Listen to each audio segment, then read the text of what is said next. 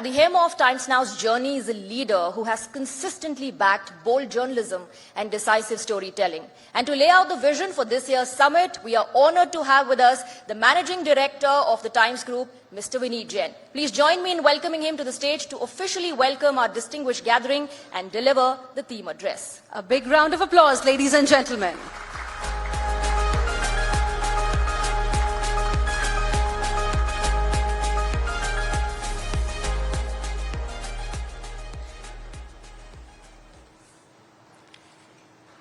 Honorable Minister Shri Kiran Rijiju, distinguished guests, ladies and gentlemen, it is my privilege to welcome you to the Times Now Summit, a forum where ideas are tested, assumptions are challenged, and the future is shaped with intent.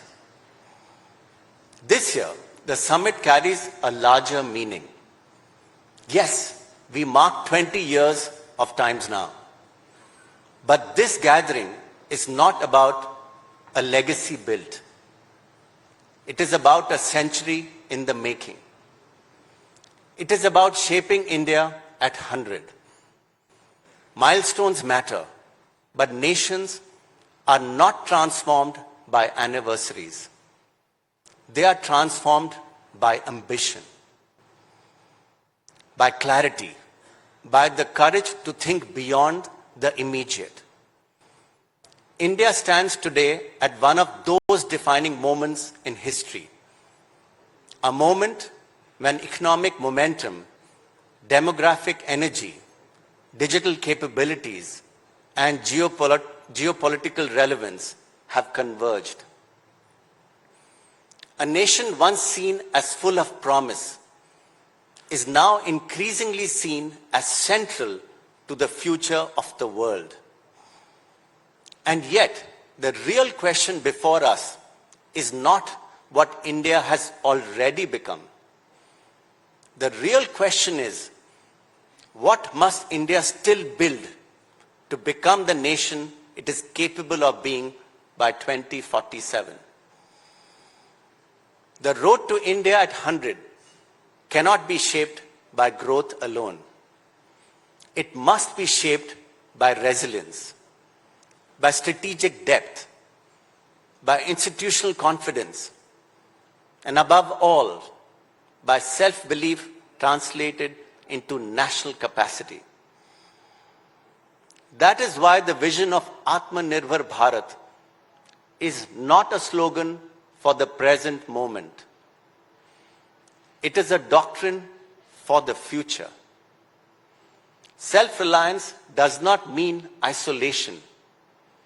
It means strength. It means that India must be deeply connected to the world, but never structurally dependent in areas that define sovereignty, security, and long-term competitiveness.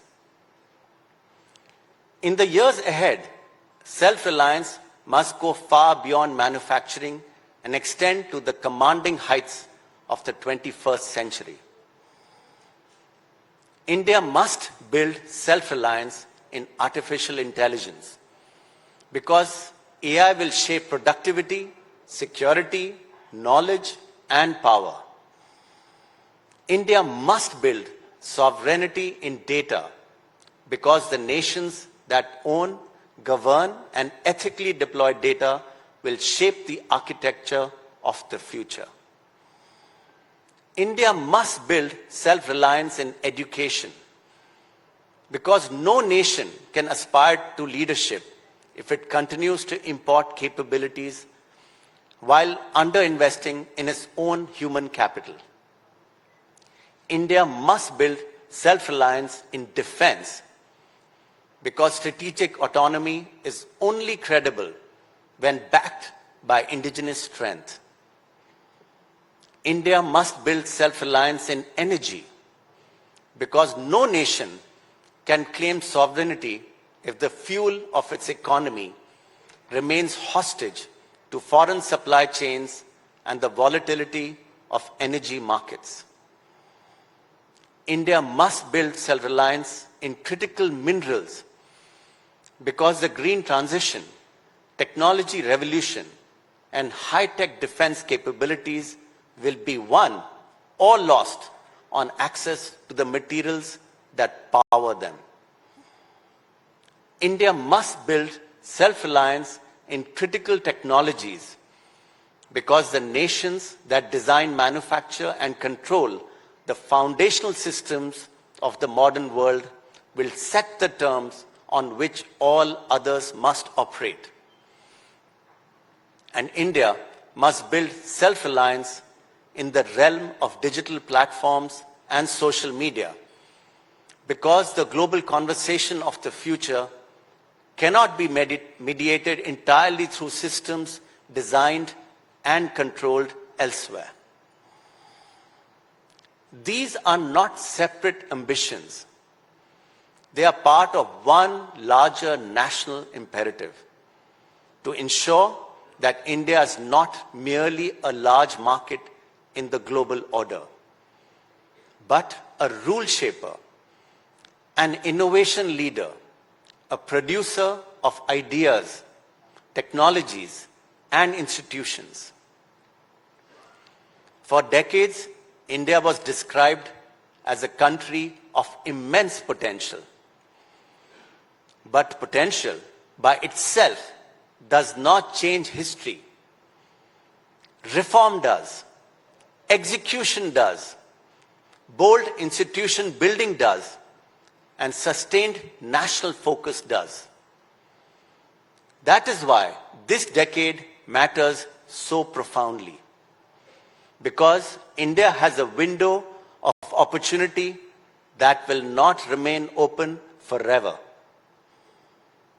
We must quite simply grow rich before we grow old. This is not merely an economic argument. It is a civilizational urgency. India must use its demographic advantage while it still has it to create wealth, to expand jobs, to deepen skills, to raise productivity, and to build social systems strong enough to support future generations.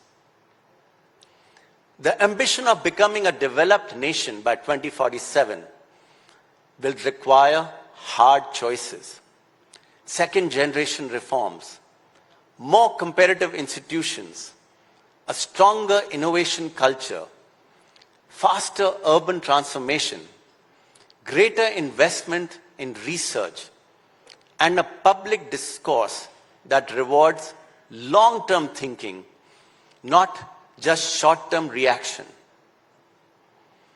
That is why the Times Now Summit matters. Because shaping India at 100 is not the responsibility of only the government or the industry or citizens alone. It is a shared national project. The role of a platform like Times Now, therefore, must also evolve with the times. Not only to report where India stands, but to ask where India must go next. Not only to question power, but to elevate the quality of national purpose. And may I say, not merely to echo words, but to provide solutions and make this into a collective and collaborative national mission. As we open this summit today, this is the spirit in which we gather. Not simply to celebrate past achievements, but to address responsibilities that will shape India's future. Not just to acknowledge how far India has come, but to define how far India must still go. Ladies and gentlemen, welcome again to the Times Now Summit, as we turn our attention to the defining question of our age. How do we shape India at 100? Thank you.